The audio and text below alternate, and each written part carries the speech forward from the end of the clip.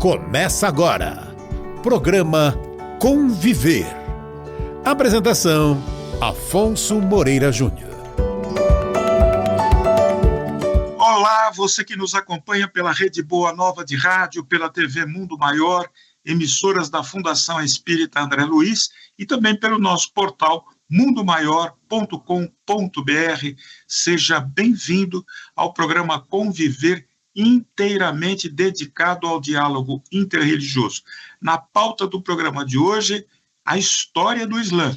E para a gente poder mergulhar fundo em conhecimento do Islã, nós convidamos Mansur Peixoto, que está aqui conosco. Mansur, que alegria tê-lo aqui conosco. É uma alegria imensa também, Afonso. O prazer é todo meu. Muito obrigado pelo convite. Nós aqui agradecemos, sinta-se, ainda que pelo aplicativo, sinta-se acolhido na Fundação Espírita André Luiz. Vou falar um pouquinho do Mansur, mas antes disso, eu quero registrar na produção e direção geral do programa de hoje, Alex Monteiro. Nos trabalhos técnicos, Rogério Palma. No apoio à produção, Thaís Cabenguele. Na edição, Edi Pontes. Na divulgação, Silvana Zandomeni. Na apresentação, esse que vos fala, Afonso Moreira Júnior. Na supervisão, Guiomar Santana. Agradecemos aí a produção. O programa de hoje está sendo gravado. Nós não temos a intervenção direta dos telespectadores, internautas e ouvintes. Mas nós recebemos muitas perguntas, sugestões aí para falar da história do Islã. E foi nesse sentido que nós convidamos o Mansur Peixoto, que está aqui conosco, e vou apresentá-lo. Mansur Peixoto, para a pauta História do Islã, é criador e administrador dos projetos educacionais História Islâmica e Iquara. É docente da International Halal Academy, sediada em São Paulo, e representante da Federação das Associações Muçulmanas do Brasil, o FAMBRAS, e também Dr. Honoris Causa. Mansur, vamos começar aqui. Veja bem, há muitas perguntas, meu caro amigo, poderão parecer óbvias para você, mas não é todo mundo que tem a vivência que você tem, o seu conhecimento. Então, começa com aquela questão básica. Afinal, o que é o Islã? Onde fica o Islã? E qual é a do Islã? Que são as perguntas, o maior volume de perguntas que eu resumi nesses 3 quesitos. Bem, o Islã ele é uma grande incógnita dentro da mente de muitas pessoas quando elas vão analisar não só a história mundial, mas a própria atualidade. A gente tem 2 formas de a gente abordar a história do Islã, o papel do Islã e o surgimento do Islã. Primeiramente, as pessoas precisam entender a natureza etimológica dessa espiritualidade, dessa religiosidade. A palavra Islã é uma palavra que deriva do árabe, cuja raiz remete à palavra aslama, taslim, que se refere a conceitos como paz, entrega, rendição, submissão e coisas relacionadas ao sentido do ser humano ter uma entrega espiritual ao Criador, reconhecendo a inteligência, uma consciência, uma forma de ver o mundo e uma forma de interagir com a natureza mais apropriada, melhor do que a sua própria. Então, a palavra Islã significa isso, né? Então, isso já dá uma chave muito grande para a gente entender a natureza dessa religiosidade. Ou seja, muçulmano, né, aquele que segue o Islã, e a palavra Islã remetem a essa ideia, a um Deus único, indivisível, sem paradoxos teológicos, que está acima de tudo e é transcendente a tudo, que não ocupa lugar nem espaço, que não está nem acima nem abaixo dos seres humanos, que não se encontra dentro das nuvens, que não está dentro do espaço sideral, que não é contido por nada, e este ser ele transmite, através de grandes guias espirituais ao longo da história, suas mensagens, né? Essa é a ideia do Islã, tendo Muhammad, ou como é conhecido em português, Maomé, sido o último mensageiro dentro de uma cadeia de grandes mensageiros espirituais para a humanidade. A religião islâmica, ela trabalha a ideia de uma religiosidade transcendente à humanidade e universal. Não trabalha a ideia de uma religiosidade circunscrita a um único povo escolhido ou a um povo dentro de um único espaço temporal e geográfico. Dentro da tradição muçulmana, Deus, ao longo de toda a história da humanidade, que já perpassa aí milhares e milhares e milhares de anos, e todos os anos as descobertas arqueológicas demonstram que os seres humanos sempre são mais antigos enquanto civilização do que a gente imagina, eles têm uma história muito grande. E há também existências e realidades anteriores à nossa própria enquanto seres humanos, de outros seres que foram criados antes de nós. Então a religião islâmica, ela trabalha com essa ideia. E o Islã, ele digamos assim, se condensa nessa figura do profeta Muhammad como o último mensageiro que vai transmitir através de uma revelação conhecida como o Alcorão, o Al-Qur'an em árabe, que são as transmissões diretas ou cartas espirituais enviadas por Deus via a figura do seu mentor espiritual, que se identificava como o anjo Gabriel. Então, basicamente, essa é a origem, a raiz do Islã, enquanto conhecemos ele em sua forma atual. Nós, muçulmanos, acreditamos que o que seguimos do Islã hoje é a sua última fase de desenvolvimento histórico, mas reconhecendo que, por exemplo, nativos americanos, que nativos, enfim, de todos os povos do mundo receberam profetas também, em forma de revelações diferentes, também com outros nomes. Importante, você falou em profetas, para nós que somos cristãos, antes de ser espíritas, somos cristãos espíritas ou espíritas cristãos, nós temos em Jesus o Messias, o Salvador, o Redentor. No Islã, qual é o papel de Jesus, se é que Jesus se encontra assinalado no Islã?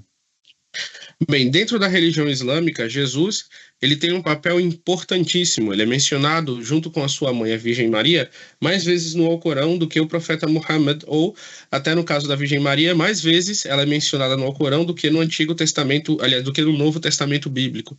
Então, a figura de Jesus Cristo, ela tem uma importância grandíssima dentro do Islã, como um grande mensageiro, um grande mentor e um grande mestre para a humanidade.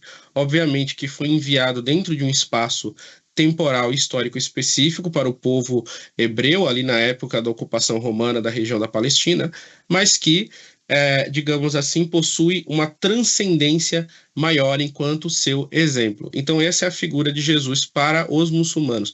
Dentro da religião islâmica, Jesus não é Deus, ele não é o foco da adoração humana. Ele é, digamos assim, o transmissor da forma como o ser humano deve se comportar diante de Deus. Essa é a visão de Islã dentro de Jesus, né, dentro da tradição muçulmana. E ele é também o Messias, no sentido de que ele é o indivíduo que foi profetizado, né, dentro ali das tradições anteriores e queria vir trazer a boa nova, a mensagem do Evangelho para o seu povo e o seu exemplo para a humanidade. Mansur, os nossos ouvintes querem entender aonde que o Islã está localizado geograficamente e em que data é possível assinalar que houve o início dessa atividade religiosa do Islã. Bem, dentro do espaço geográfico, os muçulmanos estão espalhados há mais de 500 anos por basicamente todas as grandes áreas habitadas do mundo.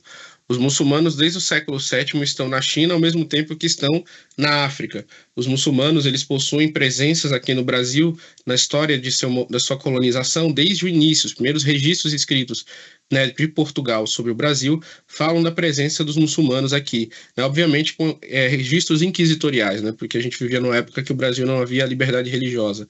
Então, os muçulmanos, eles não estão circunscritos em nenhum espaço geográfico, eles estão espalhados pelo mundo há muitos e muitos séculos. Porém, a gente pode datar o início do Islã, enquanto se concebe hoje, dentro do século VII, né, ali por volta do ano de 632, na Península Arábica, né, que é quando a mensagem do Islã ela é codificada e ela é espalhada, digamos assim, para as regiões circundantes, que vão compreender a Pérsia, que vão compreender o Oriente Médio como um todo, que vão compreender as regiões da África, que vão compreender, digamos, as regiões que vão circunvizinhar o Oriente Médio. Então, o Islã, ele nasce dentre os árabes, porém, logo no início da religião, ele não fica circunscrito aos árabes. Diversos outros povos adotam o Islã. A maioria dos muçulmanos no mundo hoje não são árabes, mas a maioria dos árabes são muçulmanos. E aí as pessoas às vezes têm uma confusão. Como assim? Eu falo, da mesma forma que a maioria dos católicos hoje do mundo são brasileiros, mas nem todos os católicos do mundo são brasileiros. Então, há essa questão aí que a gente precisa identificar. O Islã, então, é uma religião. Exatamente, é uma religião e uma civilização. Porque quando a gente entende religião, principalmente nos últimos séculos da história do Ocidente, entendemos a religiosidade numa forma de práticas reservadas espirituais que lidam com aspectos emocionais da existência humana, coisas como a vida após a morte e coisas nesse sentido. O Islã, ele é mais abrangente do que isso, né? O Islã, ele é uma civilização no sentido de que a religião muçulmana, você vai encontrar dentro de sua escritura e dentro de suas fontes primárias e literárias, todos os aspectos da vida humana sendo contemplados. A lei, a arquitetura, a forma como lidar com os animais, com a natureza, como os seres humanos lidam com temas complexos como herança, como divisão de bens, como tudo aquilo que vai, digamos assim, lidar com a própria realidade da vida do ser humano, né, enquanto indivíduo, enquanto um grupo. Então, o que a gente tem enquanto religião hoje, o que entendemos como religião hoje no século XXI, ele é um conceito que se desenvolve, né, dentro do iluminismo. Mas o Islã, obviamente, por se desenvolver fora desse arcabouço europeu, né, civilizacional, ele vai apresentar uma forma diferente de religiosidade, muito mais abrangente. E aí eu dou um exemplo muito prático, né? No que se concebe hoje enquanto religião, você não tem instruções religiosas sobre como você vai se depilar, cortar suas unhas, preparar a galinha para o seu almoço e coisas assim. Dentro do Islã, isso existe. Então, assim, as pessoas precisam entender o Islã dentro de um conceito de religião mais abrangente, mais que tem uma completude maior do que a gente entende geralmente por religiosidade. Mansur, você falando assim, eu aqui inconscientemente fiz uma associação com o judaísmo, o mosaísmo. Tem alguma ligação, alguma influência recíproca aí, o Islã e os seguidores do judaísmo? Claro, a comunidade muçulmana se considera uma sucessora dentro das grandes tradições religiosas do mundo, né? Obviamente que os muçulmanos não se consideram judeus, não trabalham com a ideia de o judaísmo enquanto a forma atual perfeita de revelação divina para a humanidade, mas reconhecem que foi uma forma originalmente também enviada por Deus. Então, existe ali a centelha divina sendo manifestada também de uma forma muito grande e que tem muitas semelhanças porque justamente é uma continuidade disso. Mas, obviamente, as tradições muçulmanas e as regras muçulmanas vão ser bem diferentes das judaicas em diversos aspectos. Por exemplo, você vai ter as regras de kashrut dos judeus, a proibição para diversos animais de alimentação, por exemplo, que para os muçulmanos são lícitos, né? Você vai ter algumas coisas em comum, por exemplo, os judeus eles não podem se alimentar de carne de porco, os muçulmanos também não podem se alimentar de carne de porco. Enfim, você tem algumas coisas. Já o consumo de bebida alcoólica é diferente, os muçulmanos não podem beber álcool, já dentro da religião judaica isso é permitido. Então você tem ali uma certa convergência e divergência em diversos pontos. Essa questão de não poder beber álcool é uma proibição muito severa, porque a humanidade, desde que se tem notícia, consome aí o vinho, depois os destilados, e hoje a cerveja. É uma proibição assim respeitada por aqueles que seguem o Islã? Sim, fortemente. Você vai ver que os consumos de álcool nos países de maioria muçulmanas é quase nulo. Obviamente que a nível individual você vai encontrar diversos indivíduos que são identificados como muçulmanos e que fazem o consumo de bebidas alcoólicas, mas dentro da tradição muçulmana, né, dentro da religião islâmica, o que é estabelecido, o álcool ele é considerado uma substância, não o álcool etílico no caso para o seu uso medicinal e o seu uso disso como sanitizante, mas o seu uso como produto para sua ingestão né, enquanto alimento. Ele é totalmente proibido, inclusive até mesmo como composto, né, de alguma forma de alimentação ou de, digamos, substância recreativa. Dentro da tradição muçulmana, o álcool ele é totalmente proibido. Entendi. O que é uma proibição em favor da saúde física e espiritual. Mansur, uma questão importante. Além desta proibição do consumo da bebida alcoólica, existem outras proibições assim que mais abrangentes como essa? Bem, há várias proibições que os muçulmanos precisam adaptar, né, dentro das suas vidas. Obviamente não é nada, digamos assim, especialmente difícil de ser cumprido, mas existem algumas proibições dietéticas, por exemplo, o consumo de carne de porco, a utilização dos juros, né? Você cobrar juros de pessoas, você viver desse tipo de transação usurária, você comer o álcool, né, a bebida alcoólica, ou comer animais mortos por espancamento, ou por alguma forma muito agressiva de execução, coisas nesse sentido. São geralmente proibições dietéticas e proibições com relação aos nossos relacionamentos com outras pessoas. Proibições de cunho sexual, por exemplo, o muçulmano ele não pode ter relações antes do casamento, enfim, coisa nesse sentido, né? A vida dentro do Islã, ela respeita muito os ciclos naturais humanos, no sentido de que as práticas da tradição, elas são aprovadas ou limitadas dependendo da condição. Então, eu mencionei aqui a questão da proibição da carne de porco, mas se o muçulmano estiver morrendo de fome, ele pode comer porco, não tem problema.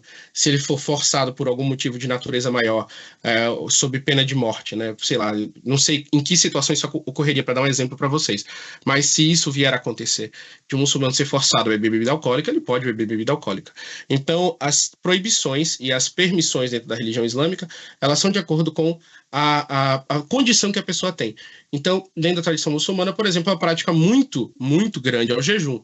Os muçulmanos jejuam durante 30 dias, né, aí do ano, né? Isso aconteceu inclusive no mês passado, que é o período chamado de Ramadã. Mas se o muçulmano ele é idoso, ou ele é uma criança, ou ele é uma mulher que está gestante, ou ele é uma mulher lactante, ou ele, enfim, tem várias coisas, ele é isento disso aí. A mesma coisa vale para basicamente todas as práticas do Islã. É de acordo com a capacidade que o indivíduo tem de cumprir com esses preceitos. Mansur, você é um representante fidedigno da cultura do Islã. Quando você vai a uma mesquita, o Islã está lá? Ou pode ser que não, naquela mesquita essa ideologia não esteja presente? Bem, dentro da religião muçulmana, trabalha-se com a ideia de que o planeta inteiro é um templo. Deus fala no Alcorão explicitamente, a terra inteira foi feita uma mesquita, né? O profeta ele vai ensinar dentro dessa forma. O mundo inteiro é uma mesquita. A mesquita ela não é circunscrita a um espaço geográfico de 4 paredes. Deus não é contido naquele ambiente. Aquele ambiente, digamos assim, é um ponto focal para que a comunidade possa se relacionar. E uma mesquita não é um espaço somente para atividades que são consideradas religiosas. Uma mesquita é um local de socialização, é um local onde os muçulmanos podem interagir comercialmente, onde os muçulmanos podem fazer basicamente tudo, né? Desde que não seja nada ilícito do ponto de vista do decoro. A comunidade muçulmana ela se reúne na mesquita para muitas coisas, né? Não é só para rezar. Então, você tem distribuição de alimentos, você tem refeições comunitárias que são feitas dentro do próprio espaço de oração da mesquita, visitações de pessoas que são muçulmanas, não muçulmanas, reuniões para oração, enfim, tem muitas coisas. A mesquita é um centro comunitário, na verdade. Mas o conceito de mesquita em si é que a Terra inteira, o planeta inteiro, a morada que a humanidade tem hoje, ela é inteiramente uma mesquita. Então nós devemos tratar a Terra inteira como um templo, né? A mesquita, digamos assim, é que dentro do Islã, os muçulmanos trabalham com a ideia de picos focais. Por exemplo, a Terra inteira é uma mesquita, mas uma mesquita construída dentro da Terra, ela vai ser um local para focar aquela atividade, né? O ano inteiro ele é sagrado, mas o mês do Ramadã ele é um mês para focar aquela atividade. O ano inteiro ele vai ser sagrado, mas a peregrinação à Meca ela vai ser um período para você focar aquela atividade, porque o ser humano ele não consegue se manter dentro de um estado pelo ano inteiro, dentro digamos assim, de um estado de jejum, de um estado de peregrinação, de um estado de oração, o tempo inteiro, 24 horas por dia. Então tem períodos onde você vai ter que fazer aquela focalização, digamos assim. Então é basicamente essa ideia que a religião islâmica ela trabalha. E obviamente, as mesquitas, é porque as pessoas têm uma ideia de templo muito ligada à figura de uma liderança religiosa humana, de um pastor ou de um sacerdote, ou alguma coisa nesse sentido. Dentro da tradição muçulmana, não existe o intermédio do ser humano com Deus dessa maneira. Por exemplo, que os ritos são circunscritos a uma pessoa, e essa pessoa vai administrar os rituais e só através dela as pessoas vão chegar a Deus. Não. Uma mesquita é um local onde a comunidade se organiza da seguinte forma. A pessoa que tem mais conhecimento na comunidade, ela vai ser o professor. Ela que vai, digamos ali, ministrar as práticas, que vai dar as aulas, dar as palestras e fazer as coisas nesse sentido. Mas ela não é um sacerdote, ela não é um indivíduo de cunho sacerdotal. Então, se, sei lá, a pessoa não estiver agradada daquele indivíduo, você vai ter muitos outros que estão ali que vão poder suprir esse papel. Você faz esse papel também, Mansur? Quando é necessário, sim, né? Eu não tenho um cargo sacerdotal, até porque da religião islâmica isso não existe, mas temos a posição, né, dos nossos imãs na comunidade, que são as pessoas que dedicaram a vida inteira ao estudo da tradição e da religião muçulmana. E quando, na ausência, enfim, dos imãs na comunidade onde eu vivo, geralmente eu cumpro esse papel quando eles estão ausentes, de fazer sermões, de dar palestras, de organizar algumas atividades, ritos fúnebres e coisas nesse sentido. Então, eles estão exclusivamente a serviço Isso. Exato, mas eles podem cumprir outras funções. Há imãs que são membros, né, de outras funções, né? Então, por exemplo, tem uma pessoa que ela é um líder religioso muçulmano, que ela é um imã, mas ela também é relojoeiro. O imã da nossa comunidade aqui, ele tinha uma cozinha de sopa pública. Você tem várias pessoas que fazem coisas nesse sentido, não é uma vida sacerdotal monástica, né? Ele pode ser um imã, e não existe monasticismo no Islã. Então, assim, a pessoa ela é um líder religioso, mas ela tem outras atividades. Ele pode ser corretor de imóveis, pode ser, enfim, cozinheiro, eletricista. A variedade é muito grande de funções que a pessoa pode desempenhar. Ele pode casar e ter filhos? Exatamente. Dentro da tradição muçulmana não existe o celibato. Então, as pessoas, se elas têm capacidade, óbvio, né, que nem todo mundo tem essa capacidade, mas toda pessoa que ela é muçulmana, tanto um líder religioso ou não, ele casa, ele tem filhos, não tem problema nenhum. Não existe esse celibato dentro do Islã. Mansur, tem uma questão delicada aqui, mas nós recebemos muitas perguntas. Mas o Islã segrega... Pode ficar à vontade de tudo. Pode ficar à vontade. A gente está acostumado com isso. Eu vou lançando. Em síntese, várias pessoas comentando as restrições do Islã em relação ao papel da mulher, cerceando a liberdade da mulher. Como é que é isso? É verdadeiro ainda nos dias de hoje? Bem, isso não é verdadeiro em ponto nenhum da história, né? As pessoas elas gostam muito de falar certos assuntos, elas gostam muito de exprimir certas opiniões. Exato, especular sobre questões, países, regiões do mundo que, primeiro, elas não falam o idioma, para onde elas nunca viajaram, onde elas nunca conhecem. É que nem eu falo assim, quando eu saio do Brasil, eu faço viagens para outros países e falo que eu sou brasileiro, todo mundo acha que o Brasil inteiro, esse país enorme, é o Rio de Janeiro, que todo mundo aqui é jogador de futebol, e fora do Rio de Janeiro vivemos todos numa floresta e sempre me perguntam sobre piranhas e anacondas. É isso que as pessoas sempre me perguntam quando se fala de Brasil. Ninguém entende nada no nosso país, além dessas 3 referências relacionadas a florestas, animais perigosos e ao Rio de Janeiro. E a gente sabe que o nosso país não é resumido a isso, né? Mas a imagem que fica lá fora é essa. Então, isso vale para muitos lugares. Existem países que têm uma propaganda estatal sobre suas condições muito boa, e tem países que têm uma propaganda estatal sobre suas condições péssimas. E as pessoas julgam outros lugares do mundo baseado nisso, não em experiências de primeira mão. Então, a religião islâmica, ela não restringe a vida da mulher em absolutamente nada. As mulheres muçulmanas, elas trabalham em todos os aspectos, em todas as funções da sociedade. Eu falo isso como uma pessoa que estudou no Oriente Médio, morou no Oriente Médio. Eu estudei o idioma árabe clássico em Alexandria. Eu, enfim, viajei já pelos Emirados Árabes, pela Turquia, né? visitei comunidades muçulmanas em outros lugares também. Então, eu tenho uma vivência pessoal da vida das mulheres muçulmanas. Você vai encontrar mulheres muçulmanas juízas, policiais, presidentes, deputadas e todas as coisas que você encontra. Óbvio que a mulher muçulmana, ela não possui um papel dentro da nossa comunidade de como a sociedade brasileira compreende a mulher. No sentido de que, olha, homens e mulheres têm as mesmas responsabilidades e deveres. Dentro da sociedade muçulmana isso não existe. A mulher, ela é isenta de inúmeras responsabilidades dentro da sociedade. E as pessoas têm isso como uma forma de segregação. Bem, isso é uma forma, um aspecto de você observar. Então, por exemplo, dentro da tradição muçulmana, a mulher não é a provedora da casa. Se ela trabalha, 100% dos ganhos dela são dela. As pessoas acham que isso é a inferiorização da mulher. Bem, se você perguntar para minha esposa o que é que ela acha de eu pegar todo o meu salário e gastar aqui dentro de casa, e ela pegar o dela e gastar só com ela, eu acho que ela não vai se sentir muito oprimida, ela vai muito pelo contrário, falar que ela está felicíssima vivendo assim. Então, isso é o que a religião islâmica traduz, né, enquanto papel feminino. E as mulheres, elas desempenham todos os papéis religiosos, elas desempenham o papel de professoras de religião, líderes comunitárias, líderes políticas, líderes sociais, só que nem tudo é uma responsabilidade obrigatória.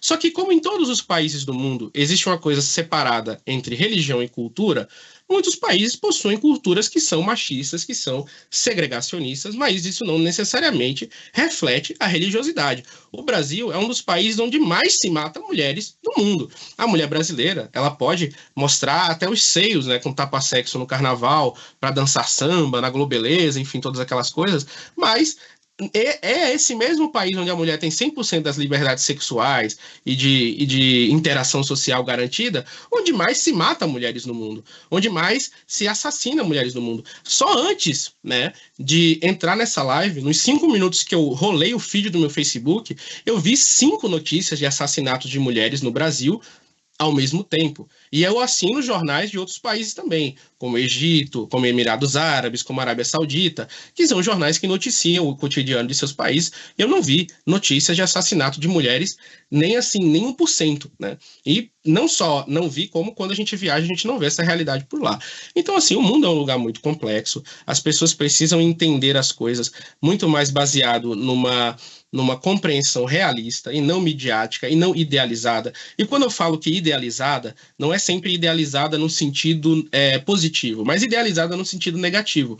Hoje em dia, as pessoas elas olham para o mundo como os navegadores do século XVI olhavam. Elas vão povoando várias áreas do mundo com monstros marinhos, né? Olha, aqui nesse lugar, me falaram assim, em todos os países muçulmanos as mulheres são obrigadas a usar burca. Eu falo, você sabia que burca é uma roupa tradicional do povo pashtun, do norte do Afeganistão, e que em todos os países muçulmanos as mulheres usam calça jeans, usam véu, não usam véu, são religiosas, não são religiosas. Isso é uma realidade que você pode fazer comprando uma passagem e não lá olhar, né? Não é uma coisa que você precisa confiar nas minhas palavras. Você pode pegar um voo e ir lá ver. Só que, infelizmente, as pessoas preferem acreditar, às vezes, numa reportagem de um determinado veículo de comunicação que tem uma agenda, que tem uma certa linha editorial, que tem uma certa forma de apresentar as coisas, né?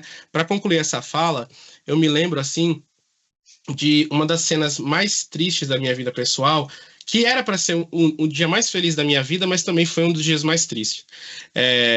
Meu primeiro filho nasceu, né? E no hospital eu fiz o parto da minha esposa, 100%, fui doula da minha esposa, fiz todo o procedimento de parto humanizado lá, eu fiquei lá 100% em todos os momentos, né? E meu filho nasceu, aí foi passado uma madrugada inteira nessa sala de parto.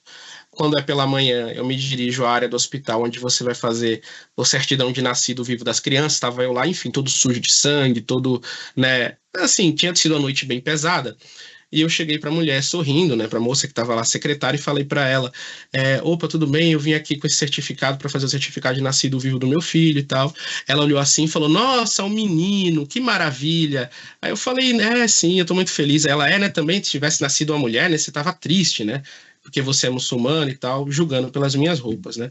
Então, assim, dentro da nossa religião, quando nasce uma mulher, o profeta Muhammad diz que ela abre as portas do paraíso para o seu pai, que todo homem que se dedicar a educar uma filha, a fazer uma filha estudar, a fazer uma filha, assim, o foco da sua educação, porque o profeta nasceu na sociedade onde as meninas eram enterradas vivas, tá? Na Arábia do século VII.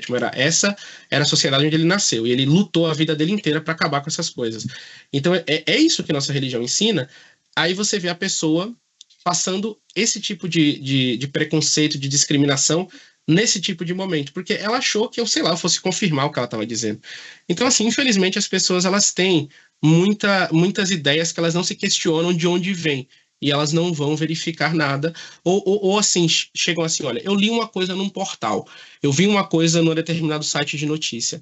Será que isso é verdade? Eu entendo a língua daquele país? Eu consigo acompanhar os jornais? Eu já fui para aquela nação? Não. Então, assim, no máximo eu posso dizer eu não sei, mas não, as pessoas elas se enchem de razão para dizer não, eu sei, eu vi, você não viu, alguém mostrou para você. Então, todas essas coisas aí. Muito bem, Mansur. O tempo vai passando depressa aqui, tem umas questões aí. Fica à vontade, pode mandar todas. Uma pergunta importante, se você puder responder rapidamente: tem divórcio no Islã? Sim, todo muçulmano, homem ou mulher, pode se divorciar, né, se o casamento não estiver indo bem. A mulher, dentro da tradição muçulmana, quando ela casa, ela elege um homem que é ou da família ou alguém próximo, que é considerado o wali, que é o guardião legal dela para assuntos com o seu marido, para que o marido não se utilize, por exemplo, da sua força física ou da sua capacidade financeira maior para prejudicar a mulher. E quando ela quer se divorciar, ela vai recorrer ao wali dela, que vai entrar em comunicação com o marido para realizar esse divórcio. Então, a mulher muçulmana ela pode se divorciar por qualquer razão. Ela pode se divorciar por não gostar mais do seu marido, ou por ele não estar conseguindo cumprir com seus deveres, enfim. E aí é um assunto muito grande.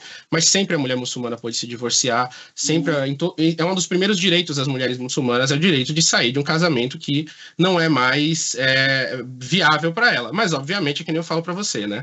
Isso aí é uma questão que dentro da nossa sociedade aqui no Brasil, isso é um direito que foi garantido às mulheres no século passado, é uma coisa muito recente, né? Mas nas comunidades muçulmanas esse direito sempre existiu. As mulheres muçulmanas, elas são totalmente livres para se divorciar quando quiserem, enfim, ganharem pensão e todas as coisas que a gente concebe aqui como direito de divórcio, né? Não o homem, mas a mulher. Porque, enfim, o homem muçulmano não pode exigir pensão da sua esposa. Outra questão também muito delicada, a questão pode falar. da LGBT. Como é que fica essa questão social, essa condição de gênero, a partir da visão do Islã, Mansur? Bem, dentro da tradição muçulmana, é acreditado que os seres humanos eles nascem com desejos e inclinações de diversas naturezas que são parte da própria natureza humana. Mas nem todas as inclinações, né, e nem todas as formas que os seres humanos sentem de realizar sua sexualidade são lícitas dentro do ponto de vista do Islã. Então, o sexo anal, tanto hétero quanto homossexual, ele não é permitido dentro da religião muçulmana.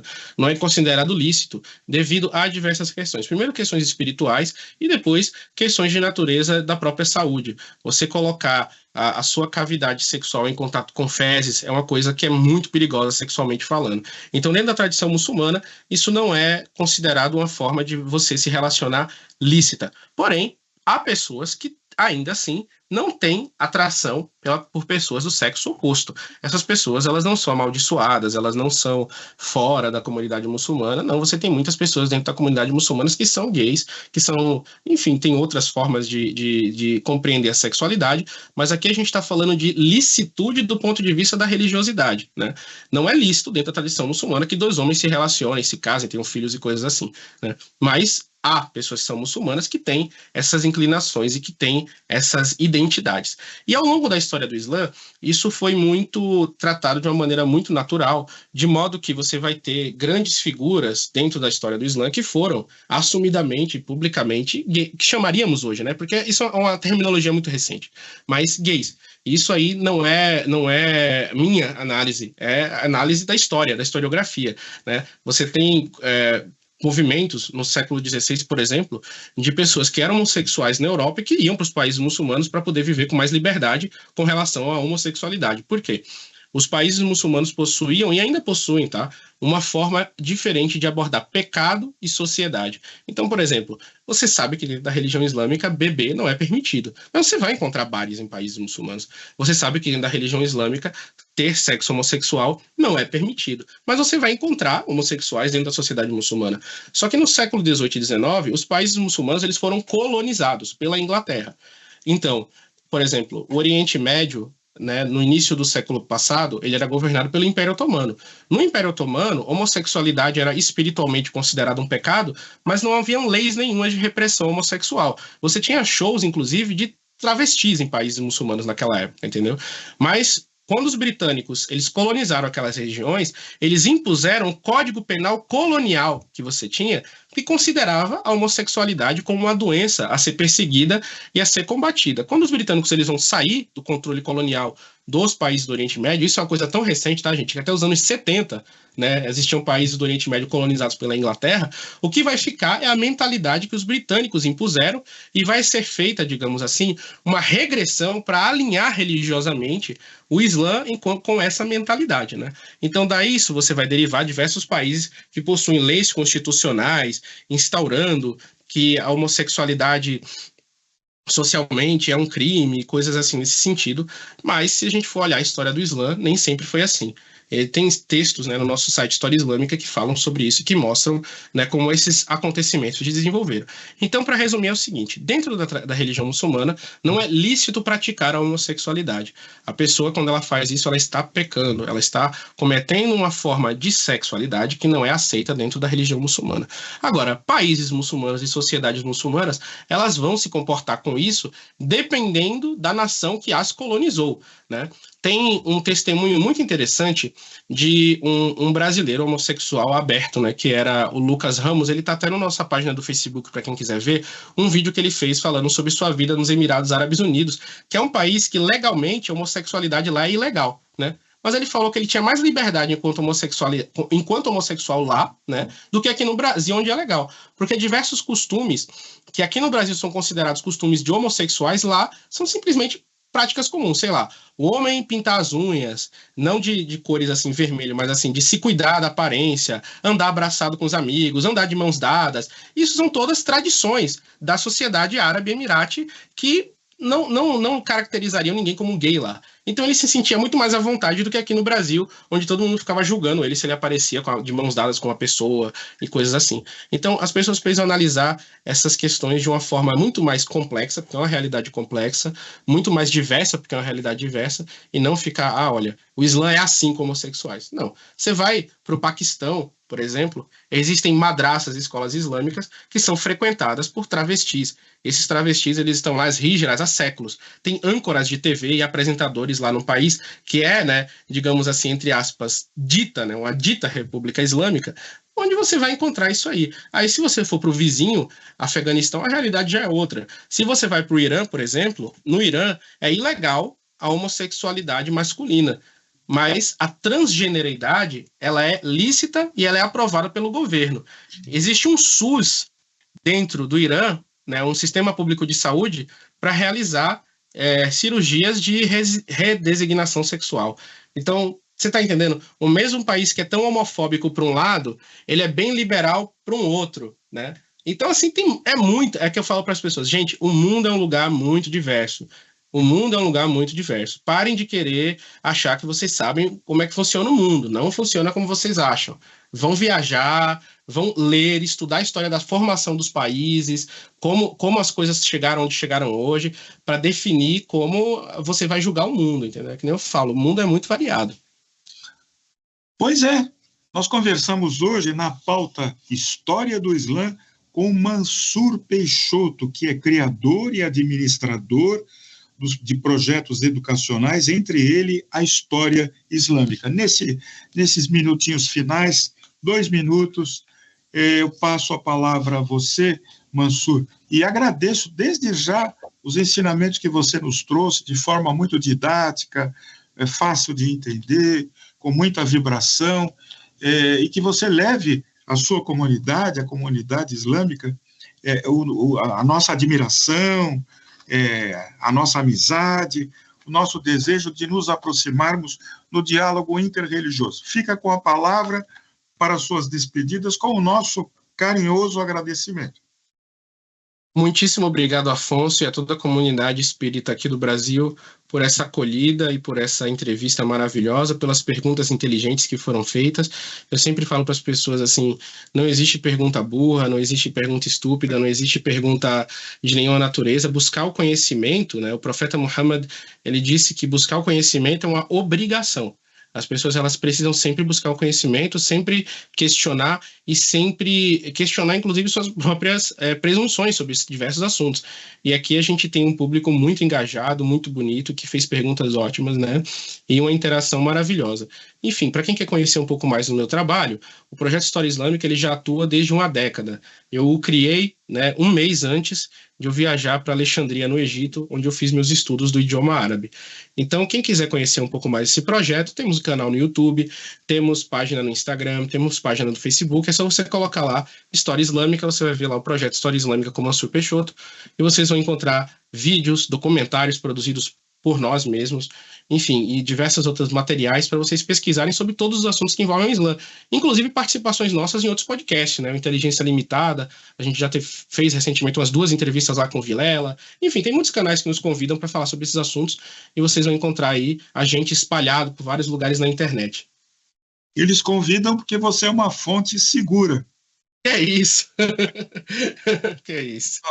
A gente faz o que pode. Uma fonte isenta. E com a sua juventude, tudo fica mais fácil. Olha, o programa Conviver vai ficando por aqui. Eu quero pedir a você que está aí nos acompanhando, anota o nosso e-mail, por favor, afonsomoreirajunior@gmail.com. Anota o nosso e-mail para que você possa interagir conosco. Os programas são gravados, mas por intermédio das mensagens que nós recebemos do e-mail, nós vamos trazendo os convidados que forem apontados, inclusive foi o caso aqui do Mansur, apontado ele, o tema História do Islã. Faça também suas críticas, sugestões, comentários, quem você gostaria de ver aqui. Eu vou ficar muito feliz com a sua participação. Por enquanto, muito obrigado. Até o próximo Conviver, se Deus assim o permitir. Eu sou paz, eu sou luz, eu sou saúde. Muito obrigado.